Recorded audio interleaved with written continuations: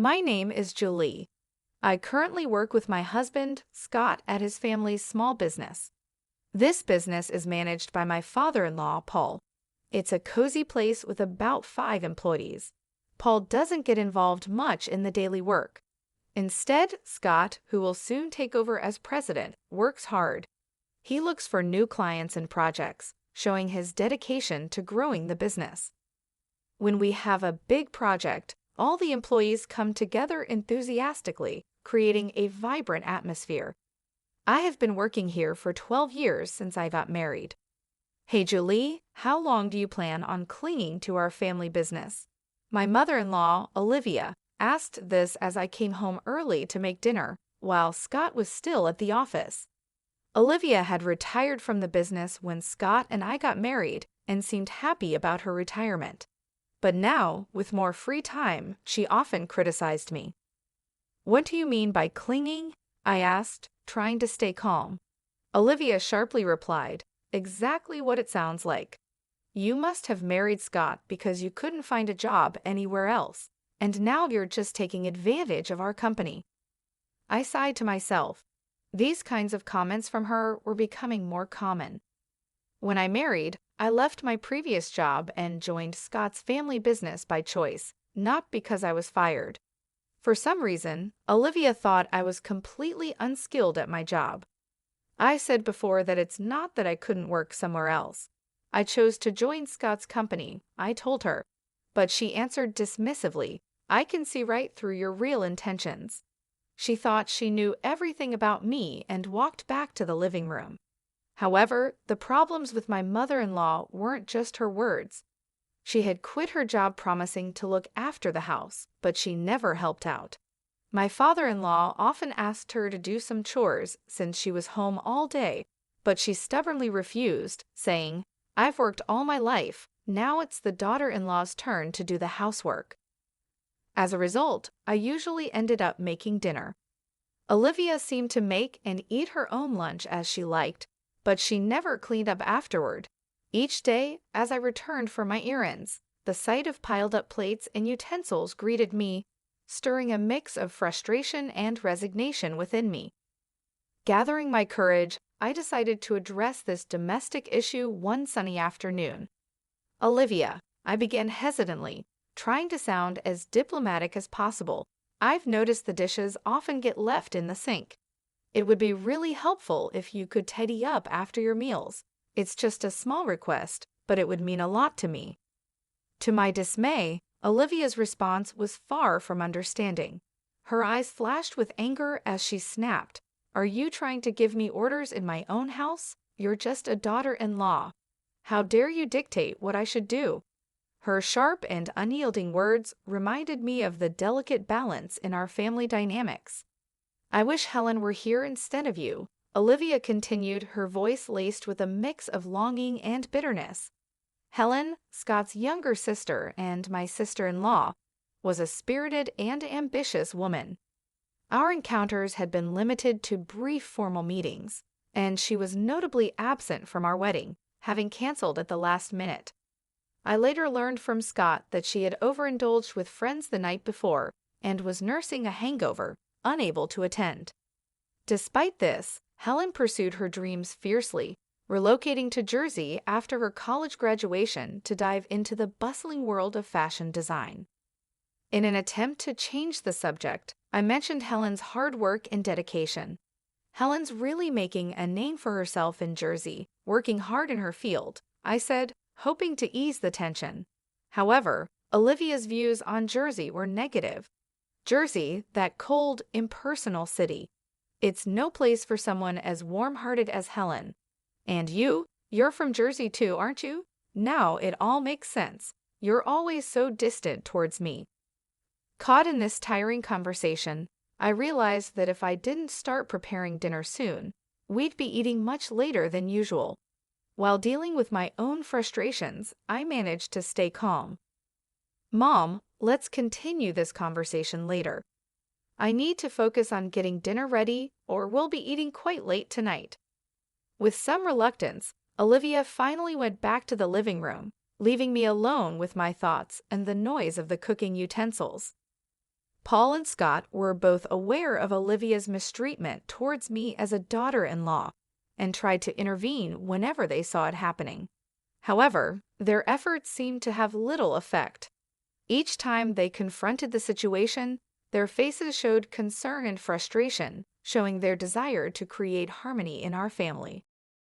Ironically, whenever Paul and Scott scolded Olivia for her behavior, she took out her anger on me, becoming even more hostile and sharp with her words. Her face, usually kind and gentle, became twisted with disdain, her tone cutting deeper than before.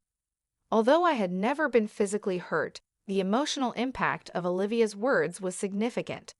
Paul and Scott's support had been my comfort, helping me somewhat ignore Olivia's harsh words until then.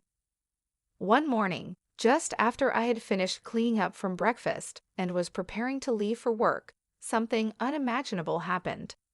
In the midst of the morning rush, as I was hurrying, Olivia suddenly exclaimed, "Oh my, what a mess!" And without warning, she poured a bucket of water over my handbag. I was stunned, a mix of shock and anger making me speechless. "What are you doing, Olivia?" I managed to ask, my voice trembling with disbelief. Olivia's response was dismissive, her tone like that of a mischievous child. "Oh, was that your stuff?" "I thought it was just a big piece of trash," she said dismissively, which made me even angrier. "Even if you thought it was trash, who pours water on it? What kind of thinking is that? Now the carpet is all wet. Why would you do something like this?" I was really upset as I quickly took the wet things out of my bag, including important work documents, and laid them on the table. Olivia looked calm and didn't seem sorry or worried about how upset I was.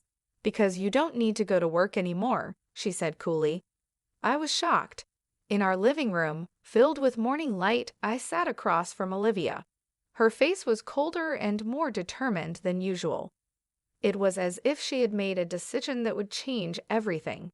"Excuse me," I said, confused and surprised. "You've been in this house for 12 years, but now I can finally get rid of you," she declared. Her words hurt me deeply, and her voice had a level of anger and determination I had never heard before. My mind spun and my heart ached. "Getting rid of me?" I asked, unable to believe what I was hearing. Her words made me feel like an outsider in this family. "Actually, my daughter is joining the company, so we need you to leave. Today's your last day. All you have to do is bow your head to your father-in-law and Scott, apologizing for all the trouble you've caused," she said with a mocking laugh. She was using my job to push me out. I had spent years at that job, earning respect and making memories. I was shocked and hurt. My devotion to this family seemed to mean nothing to her. It horrified me not just that she acted this way, but that after 12 years of hard work, she could ask me to leave so her daughter could take my place. It felt like my years of effort were being disregarded. "Really? Are you sure about this? Wasn't Helen working in a clothing store in Jersey?" I asked, reflecting my confusion and worry. My job was more than just a paycheck. It was my way of fulfilling myself. Meanwhile, Helen, my sister-in-law, seemed to have grown tired of city life and decided to come back to the family. She said she was tired of the unfriendly people in Jersey, so I told her if she came back home, I'd have a job ready for her. She agreed to return immediately. "Now that she's coming back, I want you out of this house," she told me. I couldn't believe her words. She was ready to turn my life upside down with just one decision, completely ignoring my role in the family and not even listening to me. She handed me an envelope, saying, "I've written your resignation letter," and just like that, she kicked me out. My heart broke. Everything I had built over the years seemed worthless, treated like just a piece of paper. Her actions deeply hurt our family bond. I walked to the company, just a quick 5-minute walk from my house. As I walked under the cool morning sky, each step was heavy with the weight of what was happening. When I told my father-in-law, Paul, and my husband, Scott, about what my mother-in-law had said, they were shocked but stayed calm. They suggested that maybe it was time for me to resign to show her the reality of the situation. This idea upset me deeply. I had worked hard in our family business for years and barely knew what a long vacation was like, aside from short breaks during Thanksgiving and the holiday season. Encouraged by Scott and Paul's kind words, "Why don't you spread your wings for a change?" I decided to go on a little trip. As I packed, I thought a lot about my life, my choices, and what was ahead. Meanwhile, my sister-in-law Helen, who was supposed to replace me at the company, shockingly didn't show up until 3:00 p.m. Her lack of responsibility disappointed Scott and Paul, who had been managing without me. Helen seemed not interested in learning the work despite their efforts to teach her. Hearing this made me worry about the future of our company, even as I looked forward to my trip. Leaving without seeing my mother-in-law, I quickly started my journey. During the trip, as I enjoyed the view from the train, I reflected on my life past, present, and future, and savored local seafood delicacies. I thought deeply about myself, my family, and our business. But on the 5 days of my trip, the peace was broken when Helen called me crying. "What's going on?" I asked. "Mom said it was an easy job, just sitting in a chair, but Scott and Dad are acting like I can't do anything right," she said. Her words, likely influenced by my mother-in-law, surprised me even as I was enjoying my break. I decided it was time to address the situation. "So, Helen, how good are you with computers?" I asked her. Hesitantly, she replied, "Well, I usually watch videos online, and I play games too." This question was to see if Helen could adjust to a new job. Having worked in a clothing store in Jersey for a while, her computer skills seemed basic. "Do you know how to use Word or Excel?" I asked. Helen looked confused, showing she wasn't familiar with these tools in a professional setting. Even in clothing stores, tasks like managing sales data in Excel or recording customer info in Word are common. Have you ever worked with image editing, video editing, or audio editing software? Do you have any experience with such tools? I asked. Helen, clearly puzzled, replied, "What's all that?" This question aimed to dig deeper into her technical skills to better understand her capabilities. Considering her background in the apparel industry, it's unlikely she never used a computer. Tasks like tracking sales, managing inventory, and inputting customer data would have required her to use Excel. When asked if she can handle calculations for sales or fill in documents, she confidently said, "I can do that." However, when I asked if she could also calculate tax, her confidence faded, and she answered uncertainly, This question tested her math skills and her ability to use them in a business context. While Helen might have other skills, it was clear she was insecure about the necessary skills for the job. Her discomfort seemed mainly due to her struggle with calculations, which could explain why she faced criticism from Paul and Scott. First and foremost, I needed to show my mother-in-law and those who tried to push me out that they were mistaken. "Since you're taking over my job," I began. I told Helen that she needed to handle the accounting tasks well and remember to be professional in her emails, because a casual tone that might be fine with friends doesn't work for business. She would also be in charge of scheduling the staff shifts. Even though our team is small, we carefully consider everyone's time off requests, so she shouldn't just think about what's convenient for her. As I listed these expectations, I could hear her sobbing on the other end of the phone. But I was told I wouldn't have to do anything. "Why are there so many tasks?" "I didn't come back home for this," she said, and then abruptly ended the call. Over the next 4 days, I decided to enjoy sightseeing in Jersey, the place Helen had left. My time there showed me that not everyone in Jersey is unfriendly actually. Finding someone as cold-hearted as my mother-in-law and Helen seemed rare. A week after I left my job, I returned to my in-laws' house. When I arrived, Olivia, looking very upset, confronted me angrily. How dare you make my daughter cry? You won't get away with this," she yelled, her eyes full of anger and misunderstanding. She tried to grab me, but Scott and Paul quickly stepped in to calm her down. though her anger didn't seem to lessen. Scott sighed deeply before saying, Helen is upset because she was scolded for trying to boss her employees around despite not being able to do the job right. It's not Julie's fault. Besides, Julie hasn't been here for a week, so she couldn't have upset Helen. Mom, you really need to stop these groundless accusations. But Olivia kept blaming me. It's because of her. This woman is the reason for Helen's trouble, she claimed, her voice emotional and filled with baseless suspicions. Where is Helen, by the way? I asked, looking around the living room, but Helen was nowhere to be seen. Her absence added more confusion to an already puzzling situation. While it didn't matter to me that Olivia was upset about Helen, I knew Helen didn't have many options since she had ended her lease at her apartment in Jersey. I thought Helen would be at her parents' house, but she wasn't there, which made me wonder. Helen's locked herself in her room. She's been crying and saying she doesn't want to go to work anymore, Scott explained. It seemed like Helen had avoided learning the job properly. It was understandable, though, because she didn't have the skills needed to replace me.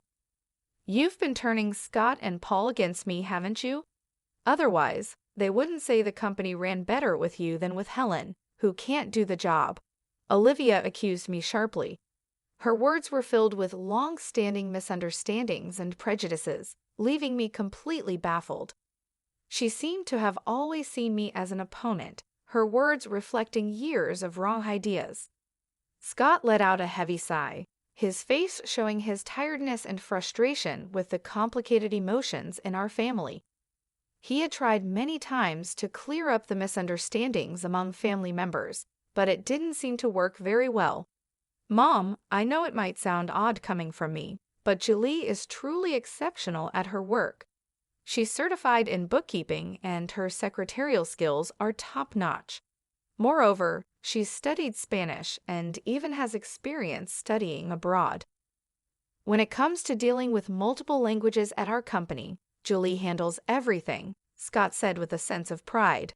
His mother, Olivia, looked very surprised. She had assumed that I quit my job as soon as I joined the family, so she had no idea about my contributions and achievements at work. What? That sounds like something straight out of a TV drama, I thought, recalling my college days. I was so focused on getting various certifications that I immersed myself in my studies, so much that I barely had time for clubs or a romantic relationship. It was during this busy time that I met Scott, who came to my company for business.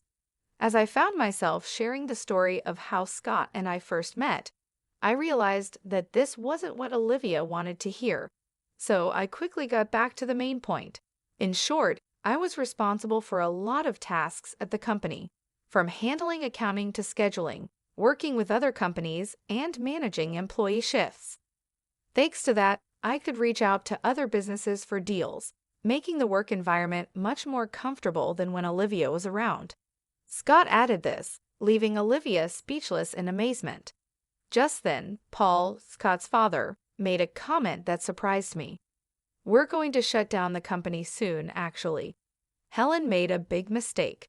Even though she was supposed to prepare some documents, she decided to handle phone calls because it seemed more fun. While Scott and I were away, she ended up being rude to the person in charge from another company. Of course, I got a call to confirm this.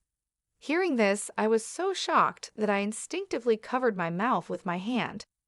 I can't believe Helen would do something like that, I murmured, filled with disbelief.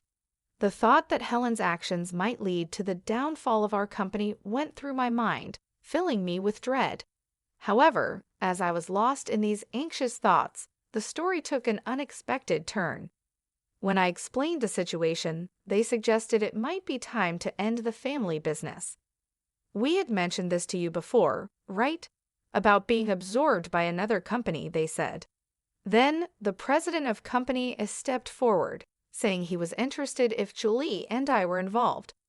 This was an unexpected but long-hoped-for development. Running a family business has its limits, and it's uncertain whether we could consistently attract stable customers. That's why Scott had always worked hard in sales, trying to secure new clients. Being absorbed by a larger company could mean having a steady base of customers. The future, once uncertain, suddenly seemed to have a bit of hope. However, this news only brought relief to me, Scott, and his father. Scott's mother suddenly opposed the idea, saying, "That's not acceptable. Scott must become the president. This company is ours, isn't it?" I was surprised by this sudden change. It seemed that more than a stable future, Olivia was concerned about maintaining the prestige of being part of a company president's family. "And you're telling me he's not going to be the president anymore? Absolutely not acceptable," Olivia exclaimed passionately. This commotion caught the interest of Helen, who was upstairs in her room, leading her to come down to the living room to see what was happening.